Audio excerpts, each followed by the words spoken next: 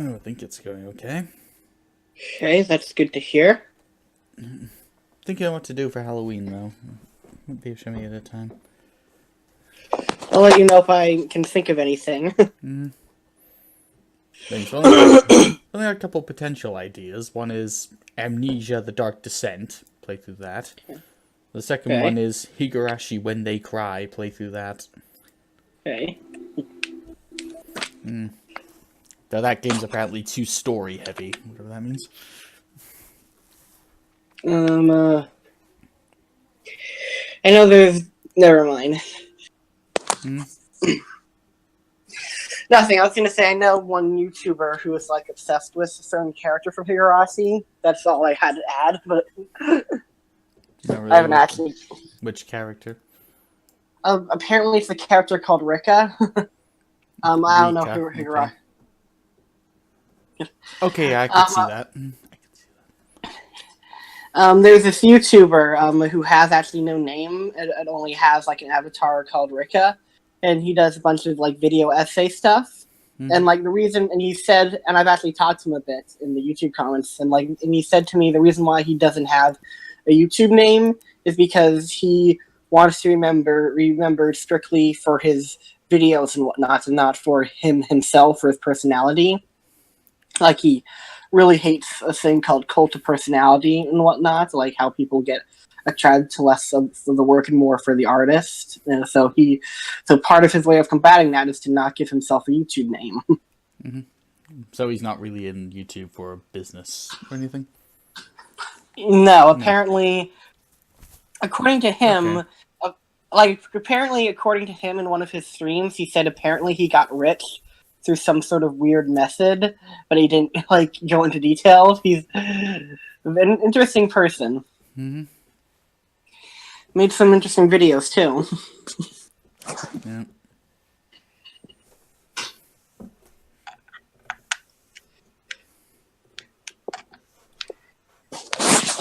So let me think. What sort of stuff is there this week? There is Kingdom Hearts 3. There is the fact that Twitter and it's super easy from Twitter. There's what from Twitter? Remember that video I sent you about that guy who Threat was Destroyer? called Yeah, and apparently since then he's actually had an interview with the guy that made that video, and he said that he's 16 years old. He's pretty much just doing it just because to have fun. I saw it. So who do you say in this situation? Who would you be more mad at, that guy or Twitter itself? I'd say Twitter. Yeah. Look, Threat Destroyer is just a complete asshole. An asshole will be an asshole no matter where you put them. What matters is how much you enable them. I don't know. I can't help but be like sort of somewhat just impressed by him because he's just sort of like, yeah, I'm just doing it just because like I'm an asshole and I feel like just being an asshole, and I'm like, wow, you're the most polite asshole I've ever come across. Well, that's just how they are. Yeah.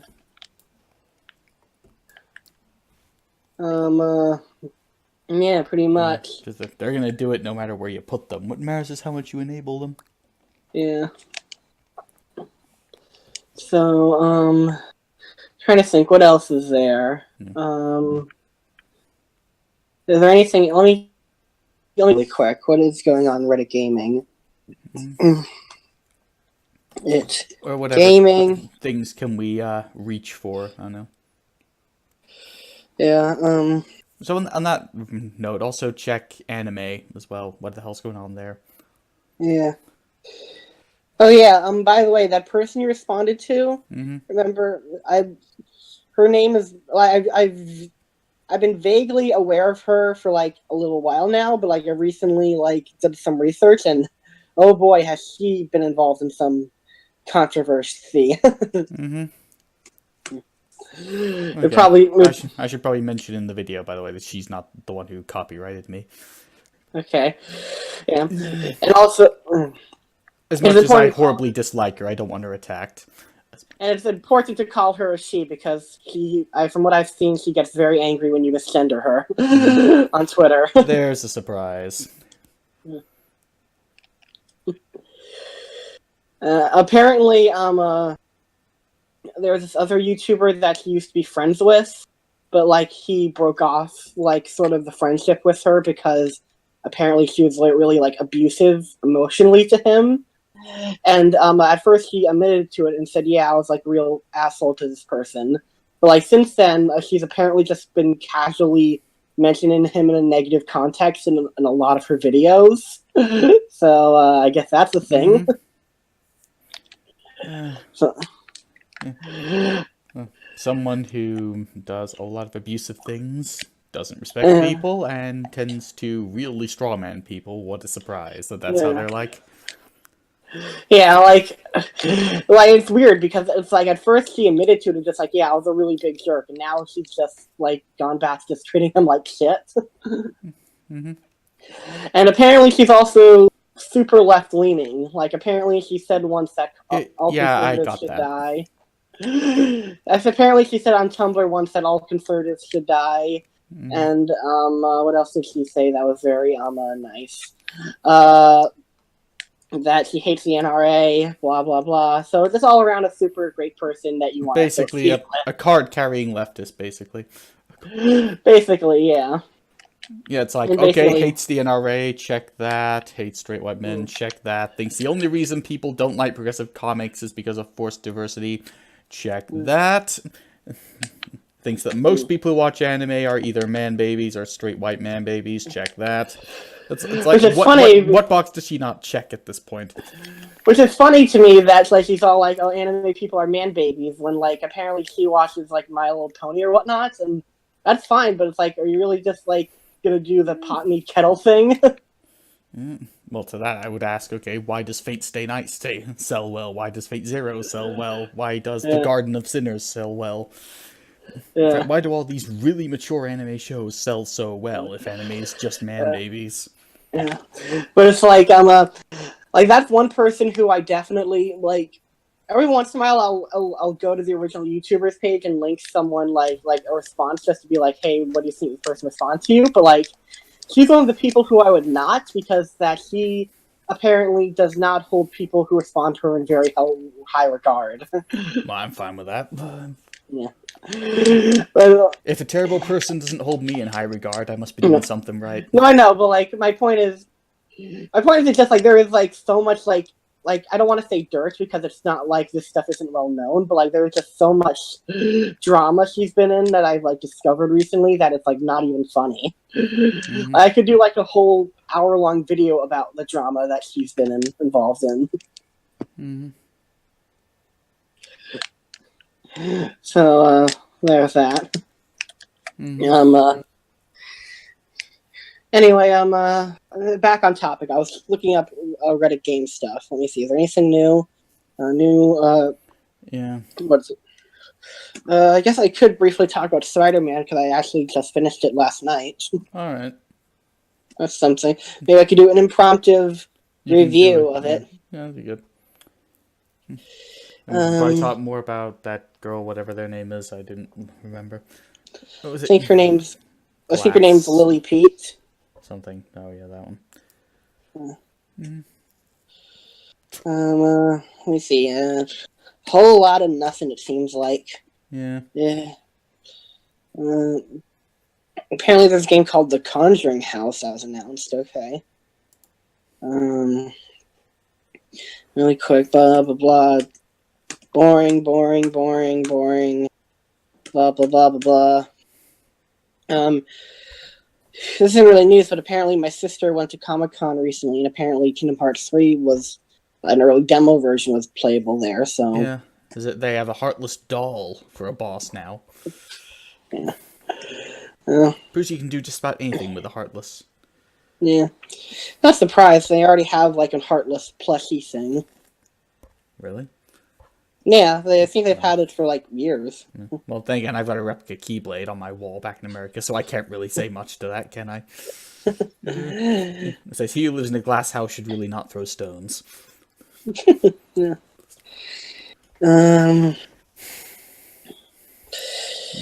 Yeah, a whole lot of nothing really new on Reddit games.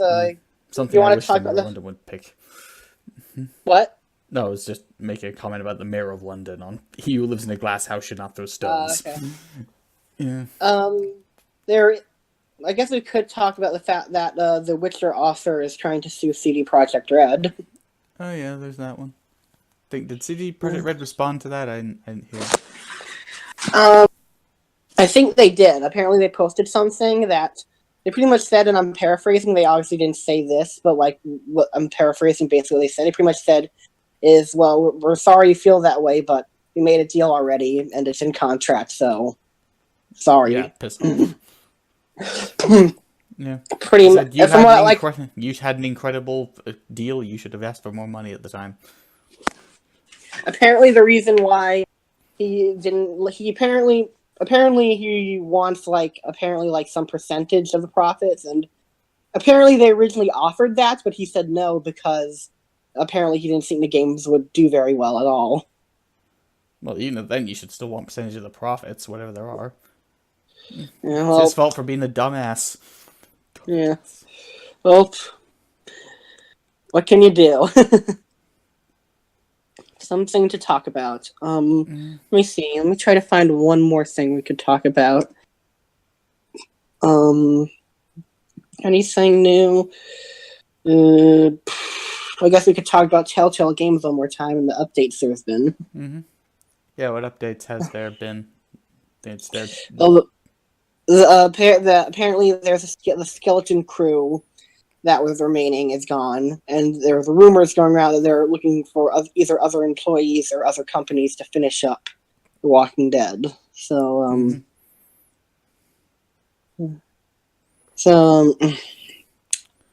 always nice. Sorry. So, drama, isn't there?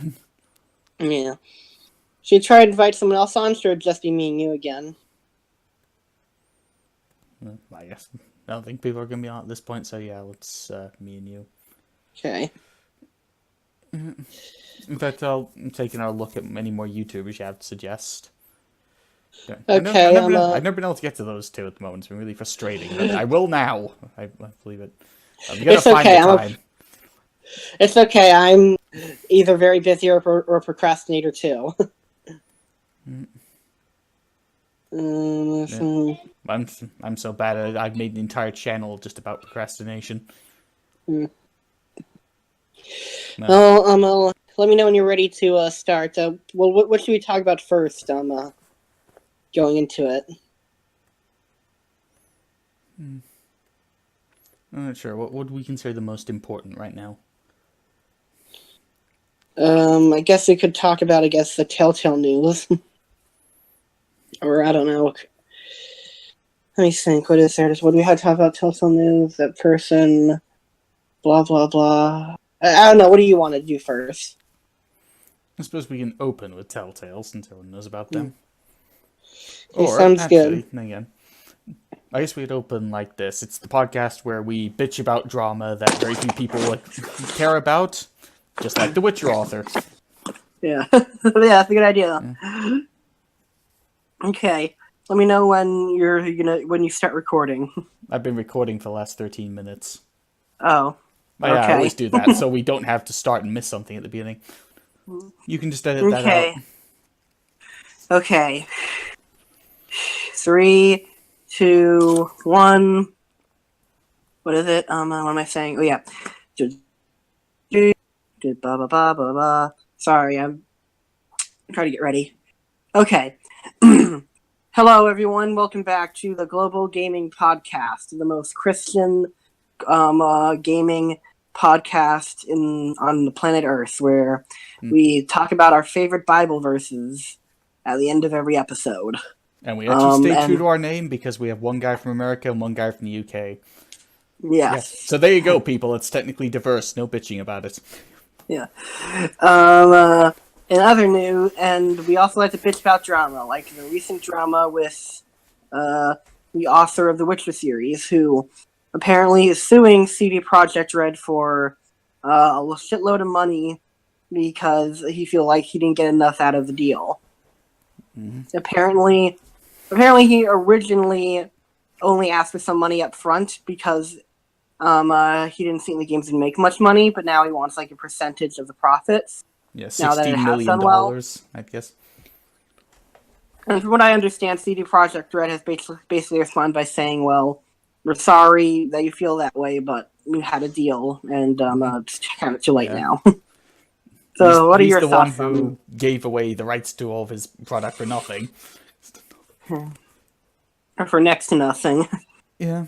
So what about you? What do you like? Do you think CD Projekt Red should pay at least some money to him to get him off their backs, or like they should Do I think they should do a Disney? Do you think? What do you think? Well, in this case, no. I mean, CD Projekt Red, they're in a different position from Disney when they had a similar problem, so I don't think they need to. Yeah.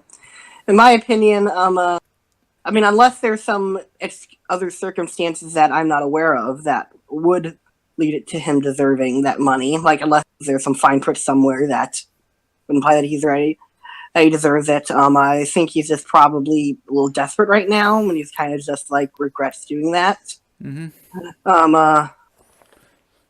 Hope, but then again, like we'll see. If this does go to court, I have a feeling CD Projekt Red would win, but then again, you never know what's going to happen in court. Yeah.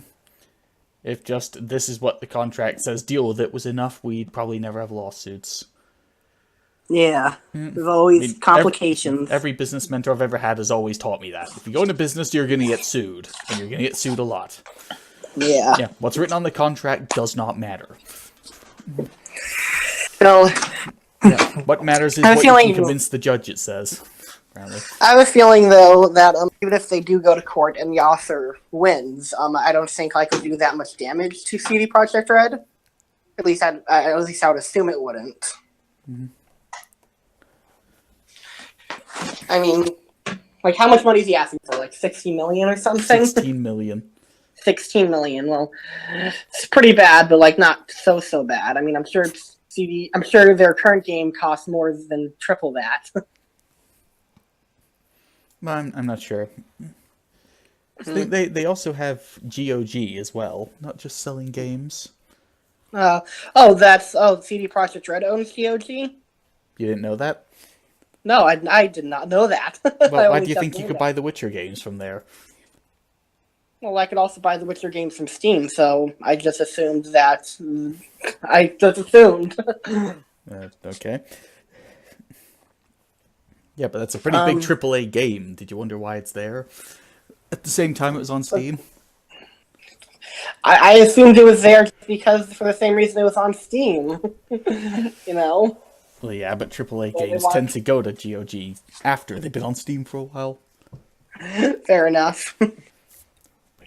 I'm trying to think. So, like, I've given my that I don't think it'll do much damage. Do you think, like, if the author wins, they'll do a lot of damage to them? Well, I would say it's probably going to set a precedent for other companies that try to get rights from authors or creators to use their work. Yeah. Yeah, that is a good point. That if they don't like the terms of a contract, they can go back later on and sue them. Yeah. So that's definitely going to be a concern about what that means for the future. Yeah. Either way, I think from what I've heard, in general, the author kind of holds video games in low regards. So I just find it funny. He was just, I was like, he was willing to be all like, fuck video games and whatnot on it when he thought he wouldn't make much money, but now that he could have made much more on it, now he cares about it all of a sudden. But if you see a picture of the guy, it makes sense. He's one of the old generation. Yeah, he's an old man, and old people are he lived in the days awful. when video games were a bit of a joke. Yeah, and I'm just joking, people, by the way. Where video games were like Pac-Man or Space Invaders. Yeah, but like even those games I would argue have some like merit to a degree in terms of like historical value of gaming and whatnot. Absolutely. I mean, Pac-Man was very hard to make at the time. Yeah. Yeah, exactly. And like there's the ghost even back then were ingenious. Yeah, simple but ingenious.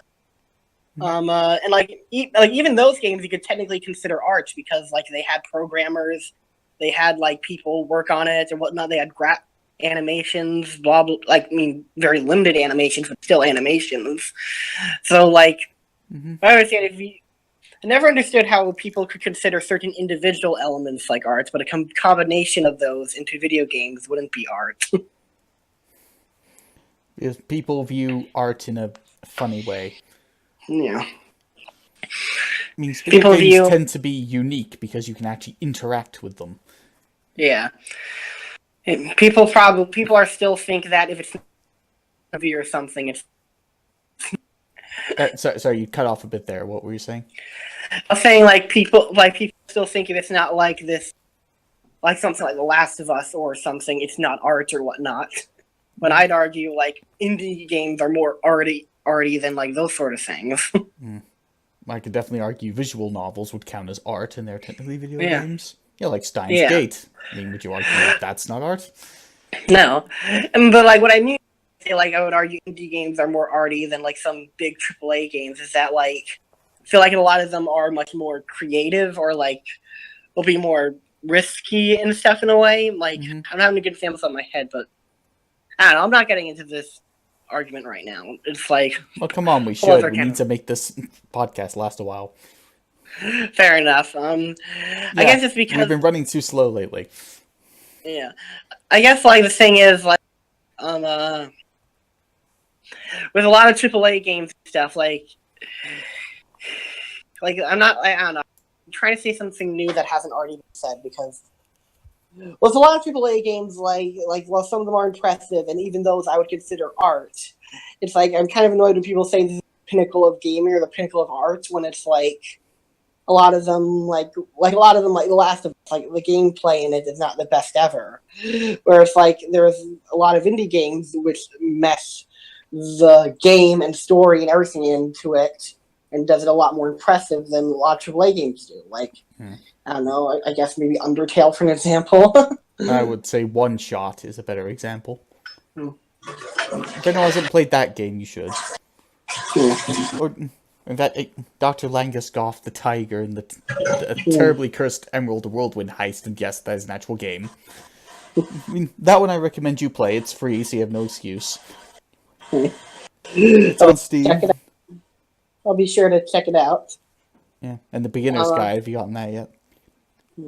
I will get it very soon, right after I get Chromostasia. Chromazia, sorry. It's a weird name, I'm sorry. What am I trying to think? What I'm saying,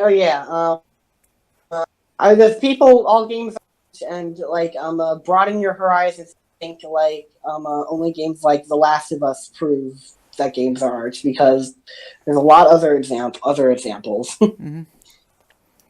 Yeah.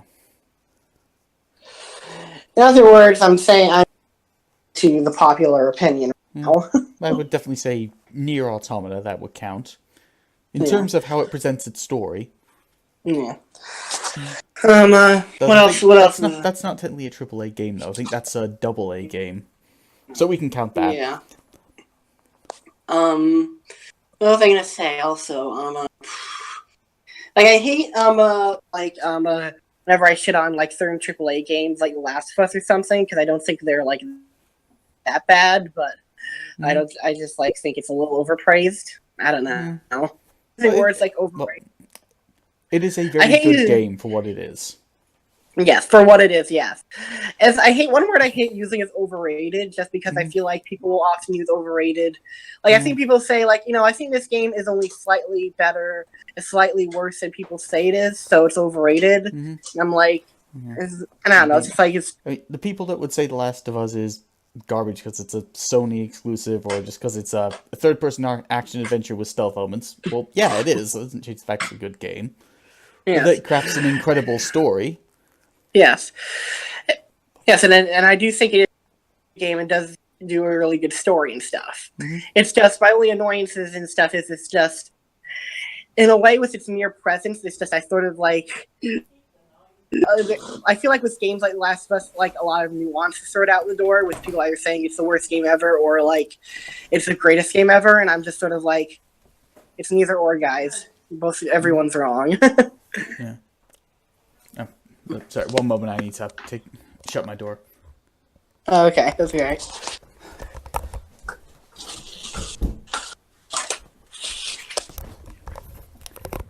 Okay, I'm back. Hey, good. Anyway, I'm also like trying to think like I guess like I'm really trying to put into proper words my annoyance. Like it's more so like I feel like there's some games where it's like I don't like to say like it's overhyped or it's overrated or for me because it doesn't, but it's just that like I feel like I wish people would approach things. I wish I'm awful with words. Okay. I guess what I'm trying to say is like I really wish one culture that didn't exist is that people like hated games for the simple fact that they were loved so much by certain people. You know what I mean? I've seen some people say like they can't stand Undertale because the fandom around it is like really bad or whatnot, and I'm like, well, what does that have to do with the game itself? You know? Yeah, I don't know what's so bad about the fandom of Undertale. They're pretty good people. I know, but like I would know because to a degree I'm part of it. Well, like the thing is like it's because there's a minority of people who are like obnoxious or are just go a little crazy or whatnot. But like the thing is like if you look hard enough in any fandom, you can find that like annoying minority literally everywhere. And like, well, and that's why I'm always annoyed when fandom sucks. This fandom sucks because these people did this or these people did that. And like 90% of the time, it's because of a vocal minority, you know. Mm-hmm. Well, the same goes with the sort of like The Last of Us. Like there are some people. Hey, do be careful there, Papa G. You're about to put the mainstream media out of a job if you continue with that line of thought. Well, like it's not that's just all the mainstream. They do is they attack the loud minority. Well, it's not just fandom. Well, it's not just the mainstream media. I've also seen just like regular like YouTubers, like 1,000 subscribers, say stuff like this. Like, some people say like they hate. What's a good example? Like of hate furry. I've seen a lot. Like, there's so many people who hate furries because of like a bad experience they had or whatnot, or people hate anime fans because like there's some really weird ones and whatnot. You know. Mm-hmm. Like you cannot like look me in the face and say you've never come across someone who's like I hate the anime fans or whatnot or I hate weebs, especially with top hats and champagne. Yeah. my point isn't just it's like I hate how like certain things it becomes mainstream to hate certain fandoms more than others. Like I haven't watched Steven Universe, but like it's a pretty fun thing to like mock the Steven Universe fandom. And like I've come across some fans and like they seem like good people. Like I mean, there are definitely some bad fans. Like there was a group of fans that almost bullied someone into committing suicide. But it's like if we paint like the entire fandom like that, we'd also have to paint the entire of gamers like that too. Like, do you get what I'm saying or get where I'm coming at? Or yeah. It's just, well, I don't know. Maybe it's just me. No. Maybe I'm seeing this, but it's like as I said earlier, an asshole will be an asshole no matter where you put them. That's just what they are. It doesn't matter what they're fans of or what they like. But that's all everyone seems to focus on. Yeah, but so what I wonder is why do certain like fandoms like get more hated than others? Like, I mean, I don't know. With Steven Universe is a certain case where they almost bullied someone into committing suicide, but like why are like certain furries hated more than some other fandoms? But would furry be considered mainstream yet? I mean, I don't know if it's considered mainstream yet, but I think it's like much more acceptable now to be a furry than it was a couple of years ago. Yeah. Because it's like before it gets mainstream, it tends to get a lot more hate, but then it goes mainstream, and things don't always get better when something goes mainstream, but it at least gets more acceptance.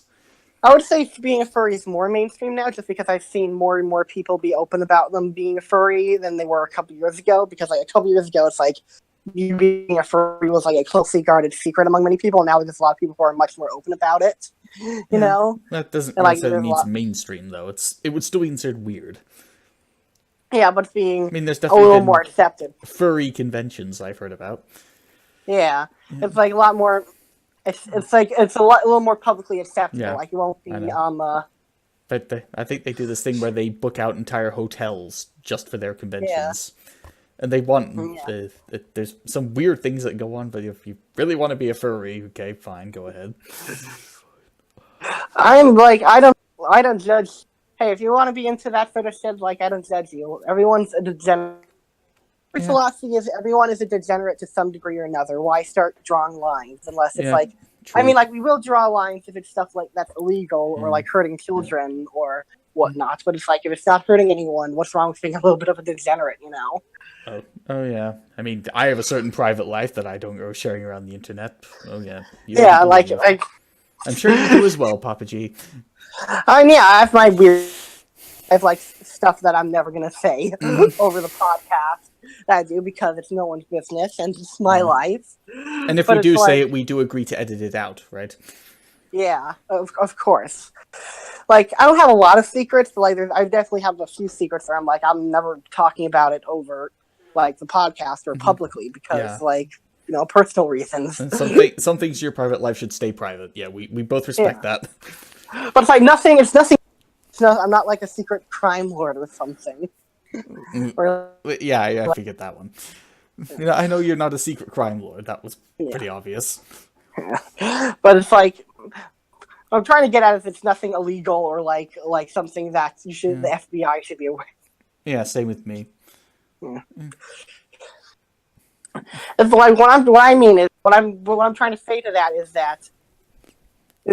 that like why. Here's what I don't get is like why does the internet like pick on certain fandoms like Steven Universe and furries and this stuff for doing those sort of things when like other fandoms have also like been really bad? Like, why is it like the cool thing to hate on certain fandoms? Like, I never really. Like I don't know. It's cool to hate something that's not really accepted by society, not fully yet, because people don't like change. Well, we don't want something to become accepted for the most part. It's kind of funny though with Steven Universe because I think I watched one episode like I thought it was alright, but like years ago it was like everyone loved Steven Universe and whatnot, but nowadays it's like other than like it's a lot of people like they hate Steven Universe and anyone who likes it is a degenerate or whatnot, or not degenerate, but it's like sort of witness that change sort of slowly ebbing and stuff over the course of years, and I was just like, wow, this is so radically different than it was a couple of years ago. And you're confused at how that happened. I'm not confused how it happened. I understand. It's just like, it's just very interesting to me, like how things ebb and flow over time, you know? Yeah. It's always a little bit at a time. That's how it always works. Yeah. And I don't know, maybe I do some of the things I'm asking is really stupid, like, why is it cool to hate on this thing now or to hate on that thing? And I'm not trying to say certain people in the Steven Universe fandom aren't, like, assholes. Like I said, there are some people who almost, who, like, bully someone into almost committing suicide, which is, like, completely the opposite of okay, which means it's not okay. It's just, I don't know. You hear that, everyone? Papa G does have morals.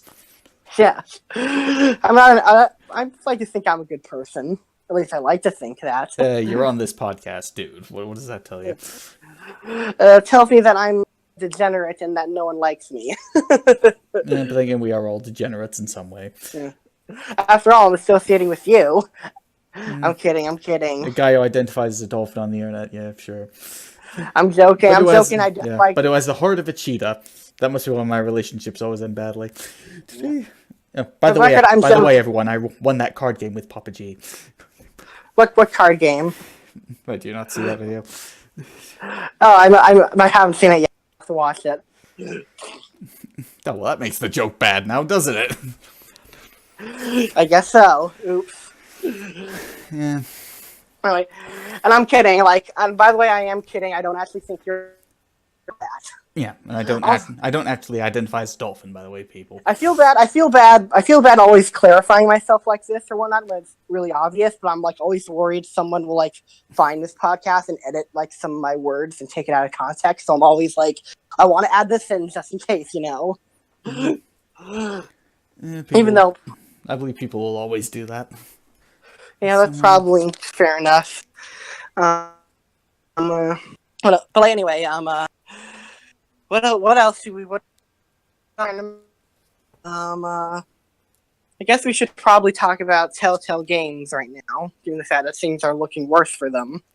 No, we have to tell that story. Well, should we not touch that? Because it's like, I don't really have much to say other than more people have left the company and things aren't looking bad there. There's not even a skeleton crew there now, apparently. Yeah.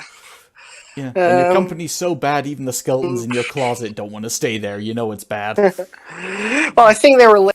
That's why. Yeah.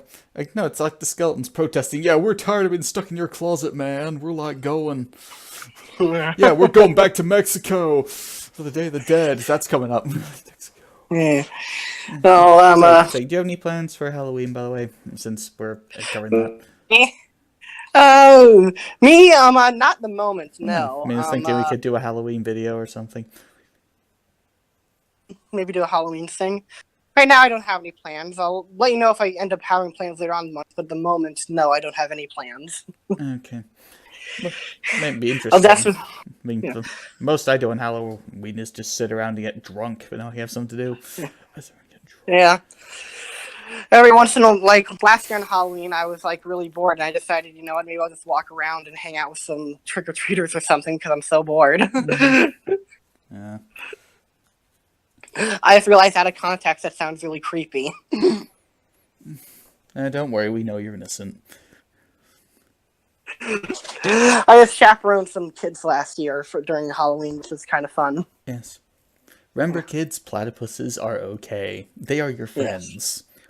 I'm a good babysitter. I'm a really good babysitter who only ever babysitted once, and that was on Halloween. And I don't even know if you could consider that babysitting, because all I did was just make sure kids didn't get hit by a car or something. Yeah, that could technically be considered babysitting, I guess. Yeah, I guess. I'm trying... But yeah, I don't have much planned on Halloween. I'm definitely going to try to, like, either watch or play something, like, scary or horror-ish and stuff. Mm-hmm.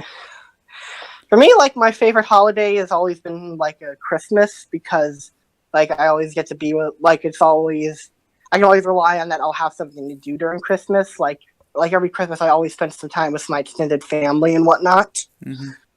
What about you? What is your favorite holiday? That would be Christmas. Yeah. Always, like, there's always a lot more joy associated with it. Yeah. Then it's time when we can usually come together and just forget petty differences. Yeah. Yeah. Like, I like this fandom, or I like that one, or I like this politician, I like that one. We usually forget that during Christmas. Yeah. Yeah, it's normally... Yeah. Until everyone like somehow really says it's bad to say Christmas, we have to say season's greetings instead for some stupid reason. Well, I generally say happy holidays just because not because it's politically correct, just because I like to, just because it's like, I don't know, more broadest thing to say, because... Yeah, I'll just keep saying Merry Christmas, but to each their own. I mean, like, I say Merry Christmas to, like, all the people I know, like, I don't know, I like to say Happy Holidays because I say, like, Happy New Year and Happy Holidays, same sentence and stuff, so it just naturally sort of comes out. Okay. Like, I often still say, like Merry Christmas and that to a lot of people. If I had to say Merry Christmas, probably, not I see Christmas more often than I say Happy Holidays. Okay. And I know that sounds dirty, but my brain works in weird ways. I'm sorry. I know, that's why I keep you on. Yeah, because at first I was like, I say, think about it, say, what did I say more of? I said Christmas more. I said Merry Christmas more. Mm-hmm. Well, to all the Telltale employees, or former Telltale employees, we hope you at least have a good Christmas. Yeah. Even though the year has not been good so far. It's been pretty decent for me. Oh, for them, you know. I thought you were referring to To who? I thought you were saying in general it's been a good year or whatnot. But then you were saying I haven't been a good year for Telltale. Well, for me, it's been a decent year. I hope it's been a decent year for you, too. If I ever had a bad year, I think Honestly, I've never had like a bad year in my life, so I'm happy to say that. Man, I don't think the year's had much Never had a, impact on me yet. I mean, 2016, that was an impacting year, but not 2018. yeah. I mean, Yes. 2016, Pikachu talked. Mind blown. Yeah, 2016 was like the biggest year. Nothing. I don't think anything in that year could rival Pikachu talking in 2016. Mm-hmm. And not even. And yes, that was a bigger event than Donald Trump being elected. Pikachu actually talked. It's like, Yeah, the hell? I'm sorry, but on an if we're analyzing it objectively, Pikachu talking is much more shocking than Donald Trump. I mean, the being entire president. audience gasped when that happened. Yeah, and that was like a huge deal. Like, but 2016 was also a special year because I think that was the year that I finished high school. So like all around, it was a big year. 2016. Okay. Trying to think, what else? Like, should we probably? What else do we talk about now? What was I talk about? Sorry, you cut off. You cut off a bit there. What were you saying? I was saying, like, what topics should we talk about next? I don't know what else to talk about at the moment. Well, we can talk about Kingdom Hearts. Oh yeah. So apparently I think we've known about this for a little while, but now it's official. That Square Enix is in talks to bring Kingdom Hearts Switch. Yeah, which is a real Switch for them. Well, it wasn't really a Switch. I think they've been considering this for like a while. It's just like become more public now. Now that Octopath Traveler has certainly been way more of a bigger success on there than they thought it would be. It's now in talks. Yeah, I wouldn't be surprised either way and stuff, but I think the odds are definitely a lot more in his favor for coming than not coming. Yeah. I mean, come on, they put Dream Drop Distance on the 3DS. Yeah. I just wonder if they're thinking about bringing some of the other games to there as well. That would be certainly interesting. I mean, we've got an entire compilation of Kingdom Hearts games now, so why not bring those over? I'm surprised they to the Xbox One already, since Kingdom Hearts to the Xbox One. But could you say that again? You cut off. I said I'm surprised they haven't brought the compilation packages to the Xbox One already, since Kingdom Hearts 3 is definitely coming to the Xbox One. But I was actually surprised they brought it to the Xbox One, to be honest. I mean, games from Square Enix, they don't tend to do that well on the Xbox One, do they? I haven't checked the sales figures, but yeah, no, I'm sure there's a few games they've released that have done well there. At least, probably, I don't know. I mean, they released Final Fantasy 15 on there, and I would assume it did somewhat well. I don't know, I'll have to check that one, but I don't think it did. I could definitely see it working. I mean, Kingdom Hearts and Nintendo consoles, I mean, they're not new. Yeah, exactly, and so I can see why Square Enix would definitely consider it. They'd have a better shot at getting money there. Yeah, and I think the game runs on Unreal Engine 4, which is definitely very friendly to the Nintendo Switch. Yeah.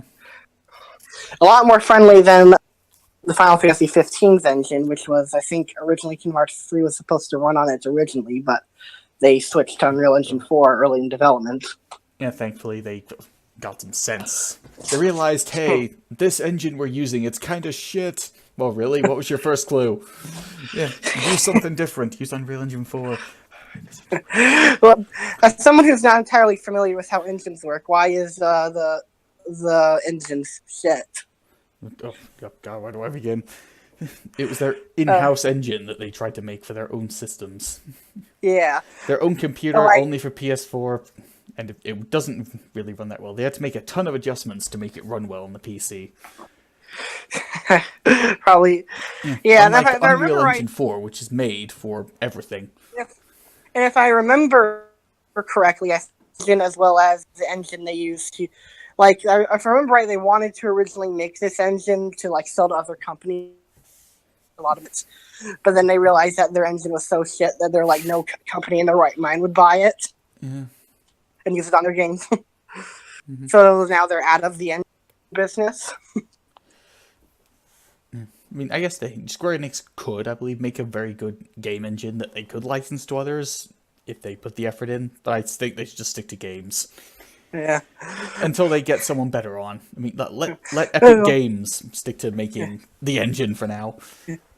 I think, to be fair, this is the first time they tried to make an engine sell to others. Like, say the Crystal Tools engine they made for Final Fantasy 13 was originally supposed to be licensed out to others, but it was also kind of shit, from what I understand. So I just realized we're probably never going to see the Final Fantasy 15 engine used on anything but ever, are we? But as much as I love Final Fantasy 15, and those who are watching the podcast can definitely see that, I think that's for the best. Leave it there. Yeah. Well, at least it'll be like, maybe it'll be like a historic thing. This magical engine now is only ever used once. Yeah, and that's for the best, believe me. Yeah, stick with Unreal Engine 4. So much of your work has already been done for you. Just stick to that for now. What I wonder is this which engine do you think is worse, this engine or the Final Fantasy 13 engine? Well, since I've got all those games on the PC, I'm not entirely sure. I mean, running Final Fantasy 13-2 is a pain. Square Enix could have really fixed that one. Well, like I said, like... If you have Steam Cloud Sync on, then it doesn't work. Well, like I said, it's like that was another example of them making an in-house engine that they want to license to other companies, but they did a bad job on it. At least that's what I heard. Yeah. I kind of feel a little bad. I kind of feel a little bad for them. They made these two engines. They were planning on like it being a big thing, and other companies are going to use it. And then they made them, and they only ever used it on a few games. One game in Final Fantasy 15's case, and then they abandoned them. Yeah. I guess the next thing with Final Fantasy 15's engine, it was really hard to work with. I mean, it was powerful, but to make one massive change, it took hours, whereas in Unreal Engine 4, that same change, you could do it in like 5 minutes. Yeah. So it was powerful, it was just a pain in the ass to use. Yeah. Well, that's just how the cookie crumbles sometimes, right? You make something powerful, but and for me, it's the same with Hit Films Express with me. I mean, it's a damn powerful video editing software, but it is such a pain in the ass to use. And DaVinci Resolve is so much easier. Yeah. Well, that's how sometimes shit happens sometimes, right? Yeah. I think it's so tedious. Yeah. Well, but I think we can all agree definitely that probably much better engine for them to work with. Yeah. All around Unreal. Like Unreal Engine and Unity engines that you seem to be used for like everything. In a way, or like almost everything. Well, no, I don't believe Unreal Engine 4 should be used for everything. I'm sure there's certain engines that are better off. I'm not saying they should be used for everything. What I'm saying is that Unreal and Unity seem to be the two engines that are used a lot, and like for a whole lot of different types of games. Well, they tend to be used a lot, especially by indie developers, because they're easy to get a hold of without putting up an upfront investment, and they're reasonably powerful. I mean, with Unity, unless you're making, unless you're making $15,000 or something, or if you have a team under a certain size, you can get it for free. Yeah. And with Unreal Engine, you only really have to pay Epic Games money if you start selling the game, and the game is making you money. That's how Epic Games makes money off it. They put it this way, okay, once your game makes above this amount of money, we get paid royalties of it because you did use our engine. But before that, it's all free. That makes sense. Interesting. Yeah, that's a business model I can get behind. Yeah. Because it used to be they'd make you pay a shit ton of money to get it up front. Yeah. Which is why Silicon Knights sued them. Well, thank God they lost should have lawsuit. learned. Yeah. You can never say Epic Games doesn't learn its lesson. Yeah. Same can't be said for Silicon Knights, unfortunately. What did Silicon Knights do again? What did they try to do? I'm confused. They made 2 human. Well, put it this way, Ben Yahtzee Croshaw, 0 punctuation, says it's the worst game ever made. Okay, and like, what was the boss involved with it about? And after that happened, Silicon Knights sued Epic Games, saying the reason that their game sucked so much is because they were not given proper support with Unreal Engine 3. The fact their game was shit did not mean anything, apparently. Yeah. Fair enough. Sounds like someone that was trying to cry wolf. They're trying to push the blame onto someone else with that. Absolutely. Yeah. I'm trying to think, is there any other drama that's been going on in the interwebs recently? The fact that a more powerful Nintendo Switch is probably coming out. Oh yeah, that's right. Well, it's not really drama, but that is news. Hey, come on, it's news. There's going to be bound to be people saying, no, it's not real, or bound to have exposed videos coming. So think of it this way, we get to cover it before it's drama. Yeah. Well, apparently rumors circulating, hasn't been officially confirmed yet, but there are rumors circulating that Nintendo is planning to release a more powerful version of the Nintendo Switch next year. What are your thoughts on this? Are you pro? Are you for it? Are you against it? Are you neutral about it? It doesn't really surprise me. I mean, they did have the 3DS.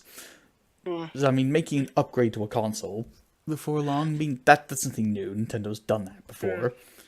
Yeah. I mean, it is a bit sad that in order to play new Switch games, you'll have to get new hardware, though.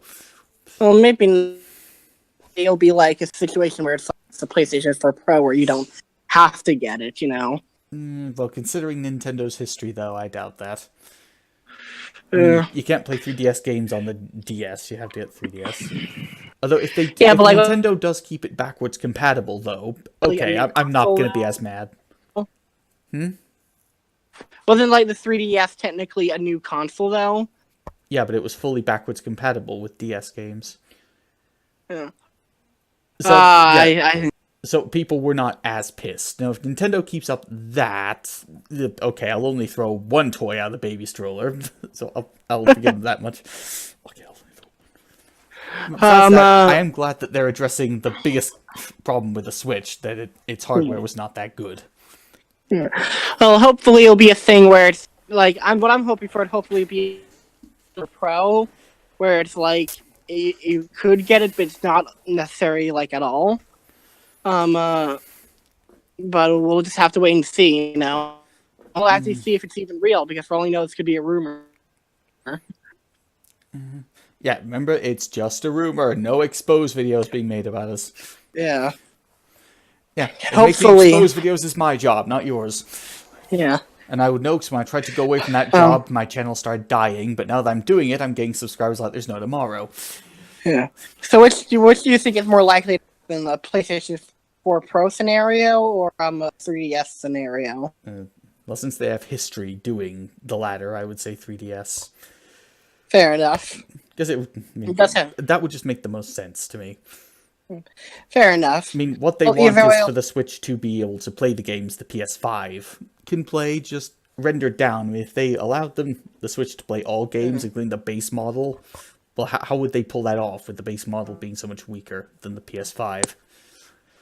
So I guess just for practicality reasons and the fact they have a history of doing the 3DS thing, it's going to be like the 3DS. Well, either way, we'll have to wait and see. I'm hoping it's not like that, just so like if I don't have to pay another $300, but we'll have to see. Yeah, another $400. Hopefully, we won't have to pay another $400 because I don't like spending money. Yeah. I like saying. While we're done waiting for Papa G to hope for rain in the desert, we can. What do we go through next? What? I was saying that you're waiting for rain in the desert by hoping they don't go 3DS route. So what will we go through next? Well, then in that case, maybe I'll hope. Either, well, like if I turn out like, here's what I'll say: if I turn out to be right, I'll brag about it on an episode of the podcast. And when you're wrong? When I'm wrong, I don't know. What should if I'm wrong? I'll buy what should I do? I gotta think of, but not something that's too much of a punishment. I was gonna say like I'll buy like 6 dozen copies of some shitty game, but then I thought no, I don't want to actually. What if I have to actually do that? No. What's a really, really awful game that you can play? Like, If Rise Hell okay, Retribution. how about this? Buy Drake of the 99 Dragons on Steam and make gameplay recordings of it. Okay, I'll do that. Draco 99 Dragons if they actually do the 3F route. Yeah. And if I'm right, you have to play Yakuza 0. I have to play a good game. How's that a punishment? I'm just trying to push Yakuza 0 on anyone who will listen. I'm like the ultimate shill for that game. Yeah. I think it's maybe. Either that or you're just a big fan of it. It's Yeah. like, to actually be real shill of it, you'd have to say it's great, it's wonderful, no matter how garbage it is. Because you get paid to do it. That would be the technical definition of a shill. Yeah. Yeah. I'm not like Mother's Basement, who is a shill. Long story about that. That's sort of an inside joke, or not a joke that only like 2 people will ever get, so I probably shouldn't have said that. Like, let's not dwell on that, PUBG. Let's dwell on Naruto Online instead. That's given us a very good promotion. Yes, especially let's bring up Naruto Online 6 times in the next half an hour video you make. I'm sure that won't be a little bit distracting at all. Detract from the video at all. Okay, now there's something else we can talk about. Let's talk more about Threat Destroyer for those who have not heard about him.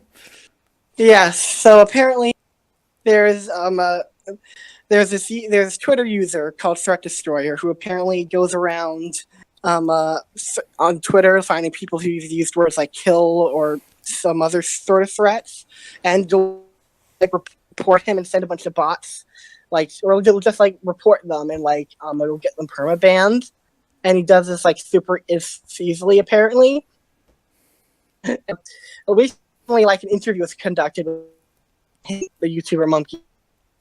I've mentioned in the past, and he's apparently just a 16-year-old kid, and he just says he just does it for fun, and it's super easy. And I'm mad at him for doing this, but I'm more mad at Twitter the fact that just some 16-year-old can do this and get away from it for so long. Especially the fact that he literally abused the system, and they reported Twitter, and Twitter does jack shit. Yeah. He's openly said that if Twitter were to fix it, he'd just really move on or what. He wouldn't put up a fight or anything. I mean, Twitter's been broken for a long time. We've known that, but here it is. Just outright admission. Yeah, Twitter is so broken, I can do this. Yeah. It's like pretty embarrassing. And Twitter probably doesn't care. Yeah. Hopefully, I will definitely. So, if you guys haven't seen it, definitely check out the video from Monkey Jones. I'm saying this just because it's something kind of important and let Twitter. If you have a Twitter account, let Twitter know how this is a bad thing. I would do it myself as well, but I don't have a Twitter account and I don't plan on ever getting one. Simply for the fact that if I get a Twitter account, I know I'll spend all day arguing with people on that site. Not all day. I mean, it depends on you how you use a Twitter account. I mainly use mine just to give YouTube notifications to people who follow me on there. No, I know, but I'm saying... Yeah, at Dolphin PC for those who want temptation. to. Well,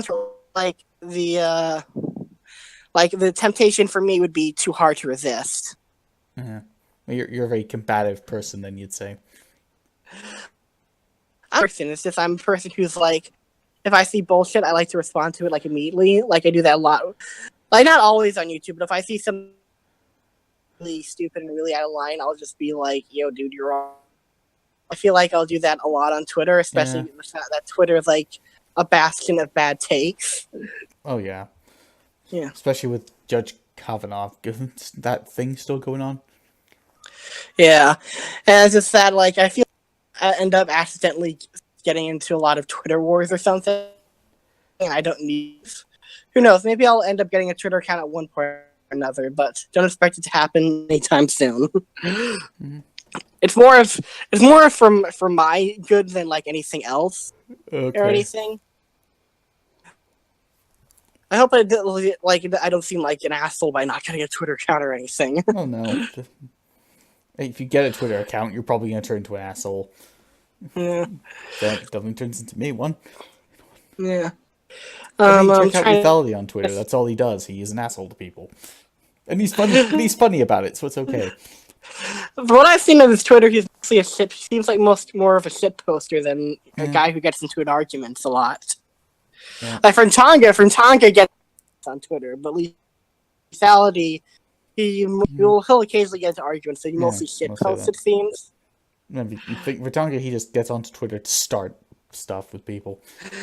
Yeah, but it's fine if you want that Twitter, then fine. But like for me, like if Frontonga was on Twitter and just people, I would probably blow my brains out because it's just like most of these people on Twitter are kind of like how could someone be this dumb? Yeah. And the fact that Twitter is such a left-leaning platform that they can get away with it is even worse. Yeah. It's just, and it's also like in some cases, it's just that like I really need to realize like with some people, like I've like debated less with certain people on political issues because, I mean, I'll debate political issues with people like who I know or what, not like I don't want like I'm not in a I don't I'm worried I'm gonna sound like I keep myself in a bubble, but like no, I don't keep myself in a bubble. I look at other people's opinions about stuff, but I only really debate political stuff with people who I know and like can respect and trust will like actually not just like throw hissy fit or like will be an idiot dumbass, you know what I mean? Am I on that list then, just to clarify? Yes, you are on the list. Okay, good. Why wouldn't you be on? Well, I'm just making sure. Yeah. Definitely on and stuff, and I don't listen to other people. I do listen to other people, but like I only debate like certain people because I don't just gonna be like I'm open to debates as long as they like play by the rules. I'm not interested in debating people who like interrupt you every 5 seconds, make stupid claims, then act like they won. You know what I mean? Which is how most debates tend to go, yeah. Yeah. Which is why I keep who I'm willing to debate with on a very small list. I Tech TV because I could totally see him doing that to me. Well, that's how all his debates go, so yeah, he would.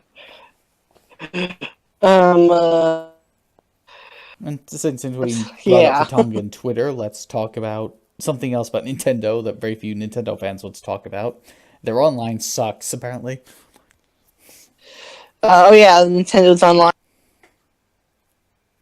Is that what you're talking about? You cut off there. What were you saying? Saying, are you referring to Nintendo's online? Yeah. Yeah, apparently sucks. Well, there's a surprise. Yeah. Hope it gets better, or they just abandon it and, like, just give us back free online. Yeah. Well, I mean, I'd say Nintendo was so much better and just did that. Yeah. I mean, come on, we tolerate the DLC, Nintendo, because you deliver good DLC, but just leave the online alone for now. Yeah. They either have to somehow better service or just abandon it all outright, or do neither shall.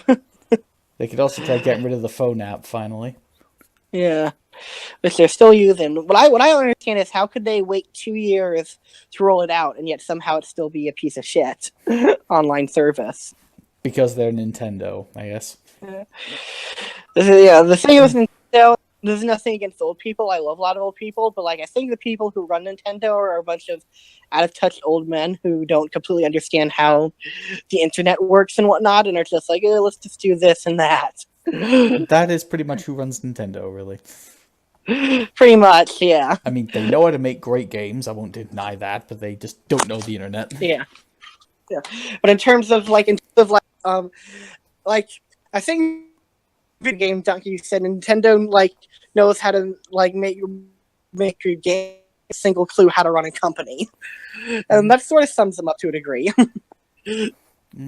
Or maybe their marketing department is just like YouTube's copyright strike office. It's run by monkeys on typewriters. Yeah, and I think some of the lower downs in Nintendo, like Nintendo of America or like some other localizers, are probably like agree with us, but like they can't do anything because they're like nobodies in the company and like they're the higher ups. Yeah, I mean, Nintendo of America, they do want some of the policies, like you have to be a partner with Nintendo to play Nintendo games online. They want that to end, but they're like, yeah, but we're owned by the Nintendo boss up there. We can't do anything. Yeah, it's like pretty shitty situation for them. Yeah. Well, what's going to happen eventually is like, because what's going to happen with the internet, it's only going to more. Well, I was going to say it's going to become more free, but like how the way it's going with Twitter and whatnot, I don't know about that. But like what I mean is with the internet, that's only going to get more. The internet is only going to progress and whatnot, and if Nintendo stays too far in the past, eventually they'll have to do some, at least progress a little and stuff. So it's funny you mention that, because it seems that Linux developers are trying to make the internet more free, and if it means destroying it to an extent. What do you mean by that? Have you heard about that one? I think I sent you a video of it. I might have. I think you did, but it's been a while since I watched that video. Okay, I only watched Linux developers, Linux, it's the operating system that powers most of the internet. If you don't know, plenty of code gets added to the internet every day to make it better by Linux developers. And now they've passed a code of conduct into Linux. Okay. And long story short, it now says, all of a sudden, there can be no such bad language against women, minorities, people of color, etc., etc. I think you know where this is going, just me saying that. Yeah. Yes, and that Linux developers is overrun with straight white men. There is a horrible lack of diversity, and the code of conduct aims to fix that. Yeah, you know where this is going, don't you? Yeah. And plenty of the Linux community are very, very upset with this. Because their criticism of it is someone could get thrown out of the community just for saying the wrong thing or doing the wrong thing, or not even doing anything, just being who they are. I really hope Earth doesn't turn into 1984. I'm really scared Earth is the one they return to 1984. Other complaints that now all of a sudden they have to accept people in who are not qualified coders, or they'll have to accept code based on, this, that, and the other. Yeah. So now what a lot of them are doing is they're threatening, if you keep passing this code of conduct, or if you kick me out, I'm going to rescind my code from the internet. Okay. Yeah. Well, fuck. Yeah. Well, that's worrisome. Yeah, and the fact is they could actually do it because of the way that they license their code, which is they could basically destroy the internet if SJWs don't get the hell away. Yeah. Well, if they do, if it gets too bad, we can always make our own internet. I think. I suppose we technically could. Anyway, I mean, Linux is a bitch to work with, but we could do it. Yeah. So, I don't really know what else to say to that. Should we move on to a different topic? We could talk about gaming on Linux sometime in a different video. Yeah, okay. That'd be a good idea. Because that's actually getting easier now, apparently. Yeah. So, should I, do you still want me to do a sort of review of a Spider-Man game, or do you want to talk about something else? I'll lay it on us. Give us a review. Okay. Well, I'm disappointed to say that the game has Spider-Man working with the police, and that is a problem because, as we all know, the police are horrible people, all of them, and they hate the black and all minorities and people who aren't straight white men. Even black people who work on the police are part of that privilege. Also, there are not enough gay flags around. There needs to be more gay flags, and is not gay enough. 0 out of 10. I do not like it. In all seriousness. What? No, what are you saying? I said I don't recall Spider-Man ever being gay, but go on. In all seriousness, though, I at the time of recording, finished playing it last night, and overall, I'd say it's pretty good. I give it a 3. I couldn't save a rating joke fast enough. In all seriousness, let me think. What do I have? There's some good things about it, some bad things about it. Like, one thing is here to say some good things about it. Like, first thing, like, web slinging is really fun and really cool to like sling around New York and whatnot. One thing I don't like about that though is that no matter how high you are in the sky, like when you land, you'll never take any damage. It's just kind of like sad for me. Yeah. I mean, I understand why they did it, but it's like I don't know. I kind of want to feel like the danger of like if I land too far, like it hurts, you know. Nice. So they kind of did the prototype thing there. What? So they did the prototype thing there. You don't get damage from landing. No. It's like, which for me kind of, but I can kind of understand why they did it. Yeah. I've heard some people say that it's like that it was either exactly like the Arkham games or like an improvement on them.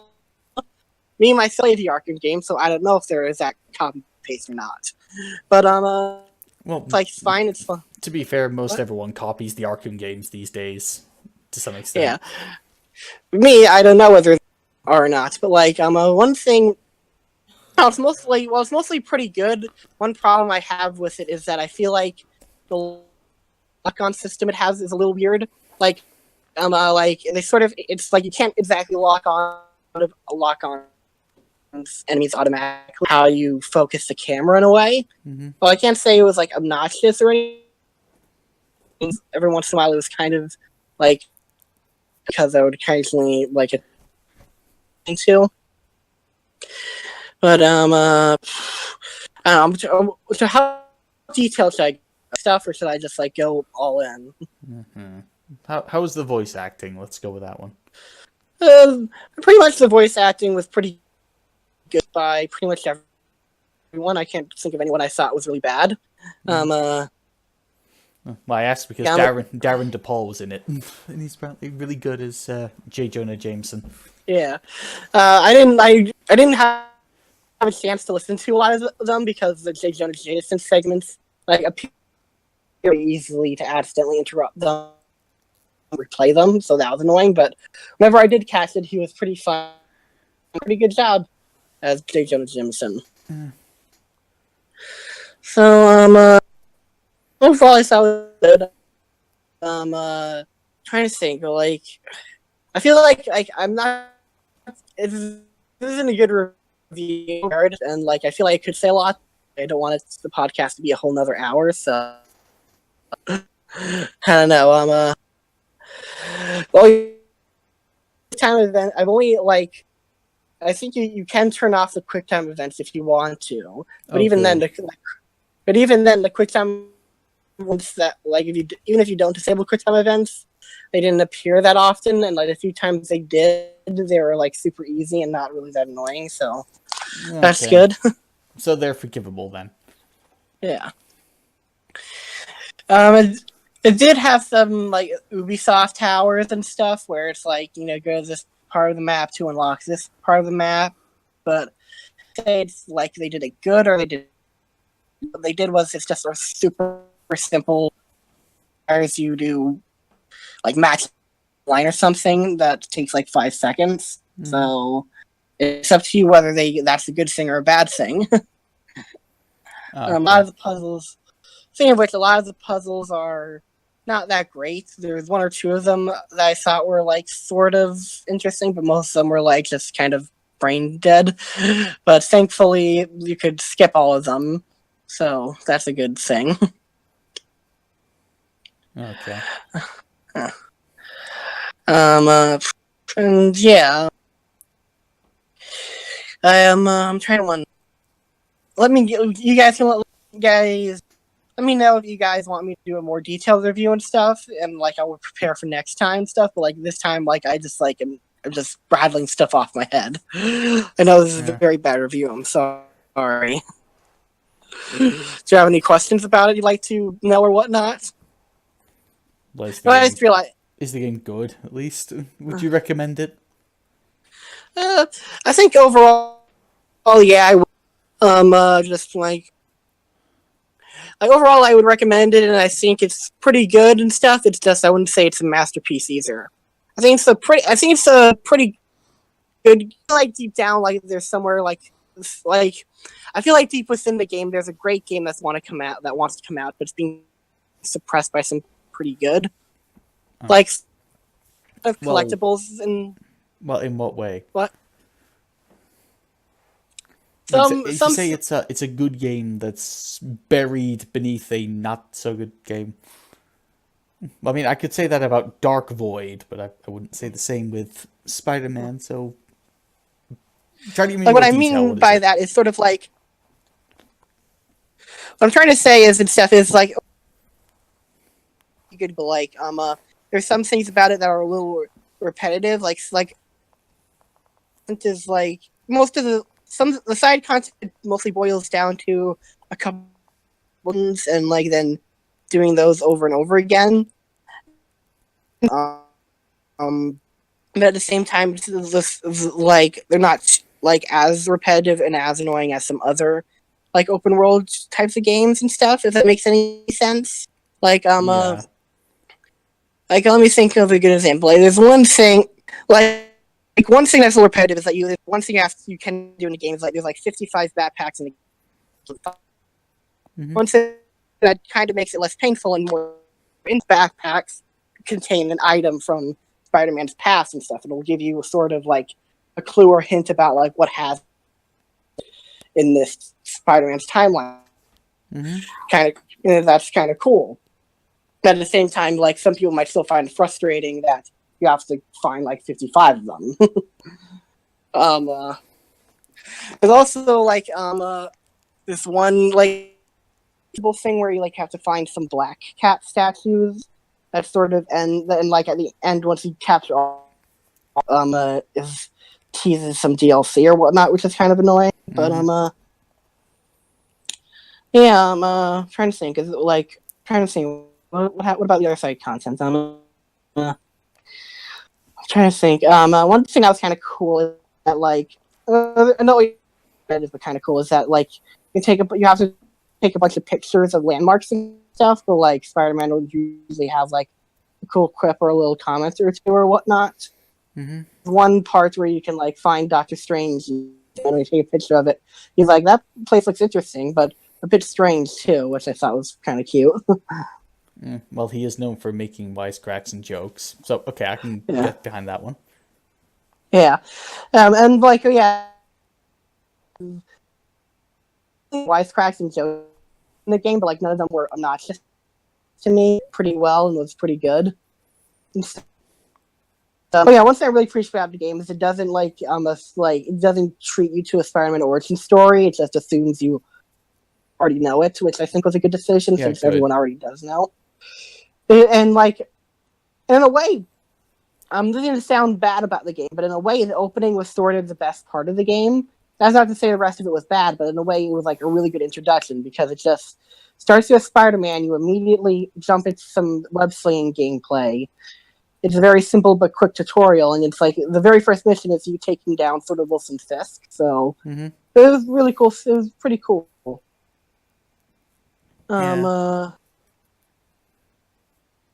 So overall, I would recommend it. But overall, I think it's a good game and would recommend it. But like, I feel like in a way, there's definitely room for improvement if a sequel were to happen. All right. So it's something Insomniac could build off of then. Yeah, which they might actually do since there was some post-credit teasers and stuff in like the game. So. Oh yeah, I just remembered. I will mention the worst part of the game, which is kind of annoying. Was like there are a couple of forced stealth segment missions where you either play as Mary Jane or Miles Morales, which were kind of annoying stuff. Mostly pretty bad.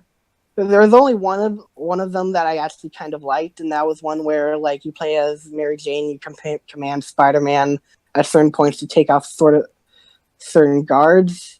But other than that, it's just generic stealth sequences that are just sort of annoying. Yeah, the stealth gameplay where they temporarily turn you into a powerless dumbass that has to sneak to an arm room. Which has just never been fun for me. I don't get why they do that. Yeah, it's not a shitload of, but like certainly enough to be like this is kind of annoying. Mm-hmm. But it doesn't happen like too much, thankfully. Well, what about the stealth sections with Spider-Man? Are they good? The stealth set. Now let me think. The stealth sections of Spider-Man, they're definitely much better. There aren't best stealth things ever, but it's certainly much better being like the fact that you're Spider-Man and that you could do a bunch of like cool stealth takedowns and whatnot. Okay. So so I would definitely say this. Like there isn't. I don't think there's. I think there's only one or two stealth segments of Spider-Man that they were forced to do. Most segments of Spider-Man, like I think, are actually optional, which is kind of funny for me. Good. It's funny they made most. Those are technically worst ones mandatory. Mm-hmm. I don't know. Does it feel like they put stealth where it just does not belong? Yeah. And currently, that was one of the biggest pet peeves I had with Gravity Rush 2. In terms of what by doesn't belong. But it's like it just feels like why is this here? Why is this? Okay, I mean, with Gravity Rush 2, you basically play a flying superhero who can take down monsters, and then stealth section where you can't ever be seen. I mean, it didn't feel like it belonged there. Not really. Plot wise, they all make sense. The stealth segments, because for Spider-Man, the 2 or 3, 4 stealth segments are because there's a hostage or you need to get something sneakily, and for the Mary Jane and Miles Morales segments, you're literally a powerless person. So and against people with guns or super villains and whatnot, so you kind of have to be stealthy. So plot wise, it makes sense, but it's still not really fun to play. Yeah, but that's what I was talking about. Does it feel good for the gameplay? Not like. What do you mean by does? 1 minute I'm Superman, next minute stealth section where you're powerless. Why? It's not really you could argue that they're sort of good base breakers, because normally they happen after they don't happen very often. They only happen once in a while, and even then it's only after, I think. I mean, I don't know, I didn't exactly track it, but from my experience, it only really happened after a bunch of bigger missions where you actually were having fun and whatnot. Okay. So they were sort of trying to be tone breakers, where it's it eases you off for a bit. Mm-hmm. Trying to think. Is there anything else I can say about it? Thoughts on it. I'm sure I could think of some other. Oh yeah, I remembered one other thing I liked about that was actually kind of cool. Was you can unlock a bunch of suits throughout the game that you can wear, and we'll actually wear that in cutscenes. Also unlock powers, but the powers you gain aren't specific. You can mix and match what you wear versus what powers you gain with it. So that was pretty cool. Okay. So other than that, that's pretty much everything I have to say. Yeah. I give it 2 smiley faces out of 2 leprechauns. Mm-hmm. IGN. All right. I guess with everything else, only news I have, that video I had in mind that was copyright struck. I put it on Google Drive and have a link to it in my latest video. Yeah. Yes, the person I debunked in that video did not copyright strike, so don't attack them. Yeah. Even though they are apparently a left-wing asshole. Yes. One thing I will say, I will say is here, can I mention a controversial opinion I sort of have? Sure. I've only watched a couple of clips of Teen Titans Go, but the clips I've seen of it I thought were decently funny. Yeah, but it's Teen Titans. It's not supposed to be funny. What are you talking about? The original show was funny. That's why you're kind of missing the point. Yeah, but the original... No, it was a dark show that had some funny moments. That's very different from a comedy show. Yeah. No, I'm not saying I would rather have... I would definitely rather have the original show than Teen Titans Go, but I'm just saying I thought parts of it were funny. Well, but it's probably not with Teen Titans Go. It's not that it kind of makes fun at the original show. It's it's more the execution of how it does it that annoys me. If you want an example of how to kind of make fun of the original source material correctly, check out Yu-Gi-Oh! Abridged. I mean, any Yu-Gi-Oh! Fans will definitely know what I said there. I mean, Yu-Gi-Oh! Abridged, that's essentially the point of the show. It's making fun about a show that's adults taking a children's card game seriously. But it does it the right way. It makes it clear that, okay, we're technically making fun of the show, but the maker of the series is a big fan of the show. We do love the source material. Well, yeah, but to be fair, doesn't do that. So Yu-Gi-Oh! Abridged does it right. And in Teen Titans Go defense, though, it does have some people that worked on the original show that worked on it as well. No. Yeah, but it doesn't have the same feeling to it. Yeah. Oh yeah, fair enough. I can agree with that. I definitely do agree with like people like why they're angry about it, because it's like they have all the voice actors and they feel like insult to the original show, and in a way I do agree. I'm just saying it just happens also to have some funny jokes in there here and there. But some people say, I just wanted to say it because some people say it's woefully unfunny and none of the jokes are good, and I'm like, I don't know, I thought some of it was pretty funny. Like, I saw this movie with a friend of mine. I saw the movie with my friend of mine, and we had a fun time. I mean, the only joke that was mildly funny I found was just Slade saying that apparently Deadpool should say he's not me because I came out before he did. Okay, that is technically true. For any comic book nerds out there, okay, I'll give them that, but that was about it. One thing, well, yeah, by the way, here's the controversy about Teen Titans.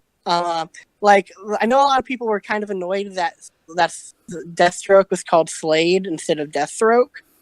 But in my opinion, I think Slade is a much cooler name, and Deathstroke kind of sounds try-hard to me. Dude, Deathstroke is a badass. You never read the comics? No, I haven't read the comics, but like I imagine he's badass, but it's like Deathstroke sounds like an edgy teenager. It's not the name. I'm sorry. I think Slade sounds Batman or Arkham serious, Origins cool, would disagree with you. Fair enough. I don't know. Like the only Deathstroke I've ever been exposed to was the one from the original Teen Titans stuff, and I think the name Slade fixed because he's supposed to be dark, mysterious, and whatnot. Oh yeah, that reminds me. Speaking of which, he was voiced by. Speaking of Slade, who was voiced by Ron Perlman. I know the real reason why Fallout 4 is bad. Want to know why? Because they didn't have Ron Perlman as a narrator. Ron Perlman, the same guy who voiced Slade, has been the narrator like at the very beginning of the game, except for Fallout 4. And that's the real reason why it's bad. Not any of the gameplay or any of that. The fact that they didn't have Ron Perlman. Like, how could you do that, Fallout 4? How could you snub Ron Perlman? Yeah, adding in Preston Garvey didn't make it better. Yeah, come on, like at least have Ron Perlman. He has like a great luscious voice. Come on, not even Gam. Maybe just go with Darren DePaul instead. Have him narrate. I mean, so. Darren DePaul. He is the reason I can no longer play Final Fantasy 15 in Japanese. Which one? I'm trying to remember. Which one did Darren DePaul voice again? He voices the villain. Right. Yeah, and the Japanese replacement for him is just terrible in comparison. Fair enough. No, I mean, he sounds like he's trying to voice the villain of a comedy anime. He doesn't sound like a serious, vile villain. Well, like, to be fair, like that's kind of the point of, what's his name again? Jesus Christ, how could I forget his name? I know his name. What's his name again? Oh my God, Final Fantasy 15's name. What's his name? Arden, yes, Arden. Finally remembered it, thank God. Like, to be fair, Arden's supposed to be sort of a comedic, but like, a super devious villain, you know? No, the entire point is you can tell he's a devious, important villain, even if he has his comedic moments. But the Darren DePaul just does that way better than favorite Arden. And then should you hear what one of my favorite Arden moments was? And it's actually a really small thing that you might laugh at, but like one of my favorite Arden moments is actually in episode Ignis, when like he's like walking up to Ignis and he briefly takes off his hat and puts it on one of the robots. Mm-hmm. I really like that moment for some reason. One of my favorite moments of him. Is that weird or? No, it's pretty good. Yeah. I mean, it's what makes him a very interesting character. He's not one-dimensional. Yeah. I also like how he sort of has like a sort of comedic edge to him, but like you can tell he's also really serious in a way. Mm-hmm. Like he sort of doesn't when he doesn't take seriously, he doesn't take like others around him seriously because he's technically like super powerful and whatnot. I guess I'm speaking of like Japanese and English voices, just to extend the time of the podcast. I'm not the type of person who's like you have to watch subtitled or you have to watch dubbed. I think that argument is stupid, and people should shut up. I'm not either. I mean, I like most of the Japanese voices. It's just Arden's Japanese replacement I don't like. Yeah, but yeah, I definitely understand that and stuff. Like I'm trying to think. There's very few like anime or Japanese mediums I've watched where I'm like I really hate the English voice acting. The only few times it happened are when in like a really amateurish like dub or something, you know. Mm-hmm. But yeah, what was I gonna say? But yeah, that's all I had to say. Sorry if that seemed random, but I just figured I'd say that. Mm-hmm. So, is there anything else you want to talk about, or should we end the podcast here? We've. I think it's how long we've gone again? It's wow, for about an hour and 18 minutes we've gone now. I mean, that's a current record for us. Yeah, for us. We can talk about that now. I mean, any plans for a Halloween thing we're gonna do? We can do that outside the podcast. So yeah, I think we can end it here. Yeah, I guess before we go, I have a question: is there like any other like voice actor that you think is like a perfect match for a certain character or whatnot? I don't know too many, so I can't really comment on that one. Okay. I mean, Darwin DePaul sticks out to me because he was just that good. For me, Perlman as Slade and stuff, and just because I think he just does a really good job of it. Also, also with Ron Perlman as a narrator for the Fallout series. And I'm still bitter. I'm never not going to be bitter that they didn't have him as a narrator for the beginning and the end of the game for Fallout 4. It's the worst thing about Fallout 4. Not the bad gameplay, not the lack of depth or role-playing elements, the fact that they excluded Ron Perlman. Yeah. He is a god among men. Anyway, yeah, so I guess we've got going on, everyone. We need to talk about our secret private lives we're not going to talk about in the podcast and what we get up to being degenerates. And I need to play, and Papa G needs to have a rematch with me in cards. I'm sure he'll win this time. Nothing up my sleeve. I will win this. Okay. I will win this time. Have a great night, everyone, and just bye. See ya.